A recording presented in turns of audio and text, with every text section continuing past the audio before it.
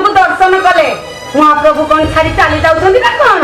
ଦେଖିଲ ଦେଖ ପାଠ ବି ଏଥର ପଢିଛି ତ ପଦେ କହିଲା ବେଳୁ ପଞ୍ଚପଦ ଯୁକ୍ତି କରୁଛି।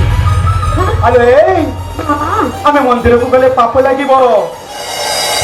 ପଣ୍ଡା ସାନ୍ତେ ମନ୍ଦିର ପ୍ରତିଷ୍ଠା କରିବେ, ଭାଗବତ ବସି ଅଭିଶାପ ଦେବେ, ଆମକୁ ଏକ ଘରିକା କରିବେ, ନିଆଁ ପରି ଅଟକ କରିବେ, ମନ୍ଦିର ଅପବିତ୍ର ହେଇଯିବ।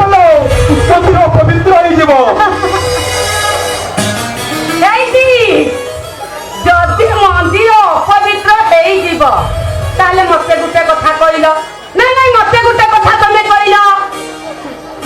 ଏଇ ଜଗନ୍ନାଥ ଦାସିଆ ବାଉରୀ କେମିତି ନଡ଼ିଆ ନେଇଥିଲେ ଆଉ ଭକ୍ତ ଖାଲପେଟ ପାଇଁ ନନ୍ଦିଘୋଷ ରଥ ଅଟକି ଯାଇଥିଲା। ଆଉ ଭକ୍ତ ଭଗବାନ କହୁଛନ୍ତି ଯୁଗେ ଯୁଗେ ଭରସା। ତାଙ୍କ ପାଖରେ ଜାତି ଅଜାତି ଛୁଆଁ ଅଛୁଆଁ ଏସବୁ କିଛି ନଥାଏ।